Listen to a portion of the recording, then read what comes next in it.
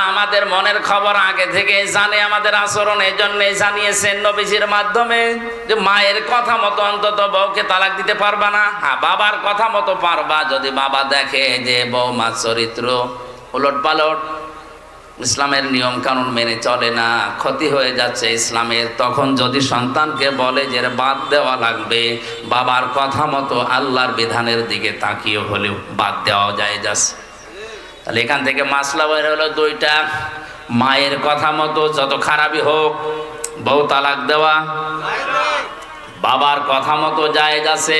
হযরত ওমরের সন্তানকে হযরত ওমরের কথা মতো আব্দুল্লাহ তালাক দিয়েছিল। হযরতে ইব্রাহিম আলাইহিস সালামের ইঙ্গিতে ইসমাইল নবী আলাইহিস সালাম তার স্ত্রীকে তালাক দিয়েছিল। কথা বলে না কেন? আমি কথা বলছিলাম মা বাবার সাথে আচরণ খারাপ করা ভালো করার বিষয়ে বলতে বলতে আল্লাহ শেষ পর্যন্ত এমনও জানালেন, কথা যদি বলতে চাও উঁচু গলায় মাথা উঁচু করে কর্কশ ভাষায় তো বলবাই না, কথা বলতে চাইলে মাথা নিচু করে প্রেসিডেন্টের সামনে প্রধানমন্ত্রীর সামনে দাঁড়িয়ে যেভাবে নরম সুরে বলো, ঠিক ওই কায়দায় বলো। আল্লাহ তা কায়দা শিখিয়েছেন, দেখেন তো পরের আয়াতে, অখফিদ লাহুমা জানাহায-যুল্লি মিনার রাহমা ওয়া কুর রাব্বিরহামহুমা কামা রাব্বায়ানি সাগীরা। জবান খুলে এই ময়দানে আল্লাহর শেখানো দোয়াটা একবার পড়েন, রব্বিরহামহুমা কামা।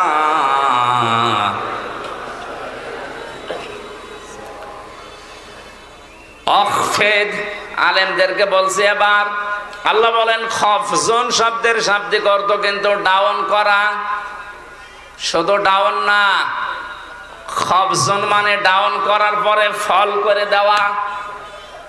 আল্লাহ বলেন ডাউন করবা, এরপরে ফল করবা। কি? জানাহায-যুল্লি, বিনয়ের ডানা। কিসের ডানা? মানুষের ডানা হয়? হ্যাঁ, না না, ডানা হয় না। মানুষের তো হাত, মানুষের ডানা নেই। আল্লাহ ডানা ধার করে এনে এই জায়গায় লাগিয়েছেন। বালাগাত মান থেকে একটা চ্যাপ্টার আছে, আল্লাহ কেন ডানা ধার করে নিয়ে এসে আমাদেরকে দিলেন। আমাদের তো বাহু আছে, বাহু বল, আমাদের হাত আছে, ইয়াদুন শব্দটার মানে হাত। আল্লাহ ইয়াদুন মনে হয় জানে না, আল্লাহ জানাহুন দিয়েছেন। ডানা শব্দ এই জন্য দিলেন কারণ ডানার ভেতরে পর থাকে, এটা মোলায়েম, সফট, নরম, কোমল, এটা আরামদায়ক। আর হাতের ভেতরে আছে হাড়, এটা এত শক্ত, যদি মোট করে কেউ পিঠের ওপরে লাগায় বলবে কি লাগালাম, ওই 65 না 100। এর ভেতরে যেহেতু নরম কিছু নেই, আপনার আচরণ যেন সফট হয়, কোমল হয়, আল্লাহ এটা বোঝাতে পাখির ডানা ধার করে আমাদেরকে শুধু দেননি, আল্লাহ বলেন খফজন করবে তোর এই ডানা।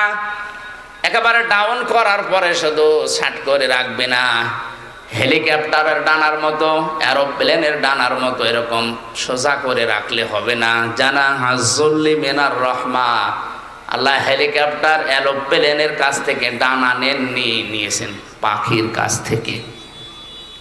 ওদের কাছ থেকে নিলে আল্লাহ সমস্যা কি ছিল? সমস্যা ছিল এরোপ্লেনের ডানা ডাউন হয়, ফল হয় না, ফল হলে উড়বে না। আর পাখির ডানা ডাউন করার পরে ফল করলে উড়ে যেতে পারে।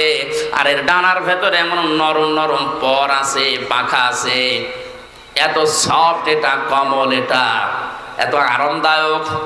সিল যখন সো মারে, মা পাখিটা আস্তে করে নিজের ডানাটা বিছিয়ে দিয়ে ফল করে দেয়, বাচ্চারা ওর নিচে একটা কিচির মিচির আওয়াজ করে, এটা অনির্বচন সুখ অনুভব করে।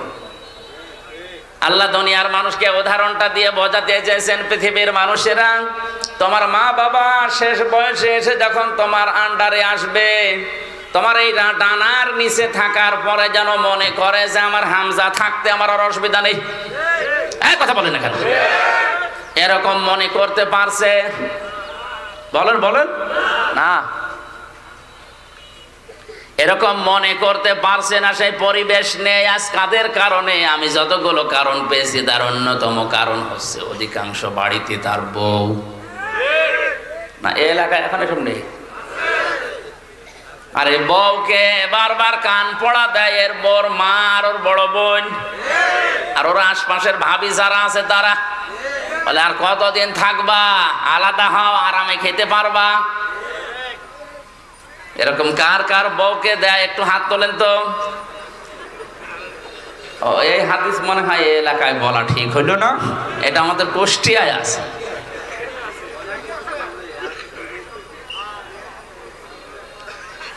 সম্মানিতা মা বোনেরা, কোন প্যান্ডেলে আছেন আমি জানি না, একটা স্বামীও হাত তোলেনি। আপনাদের চরিত্র কত ভালো, এরা হাত না তোলার পেছনে কারণ আছে দুইটা।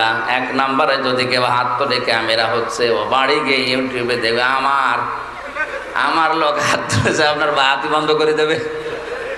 দ্বিতীয় নাম্বারটা আমি বললাম না।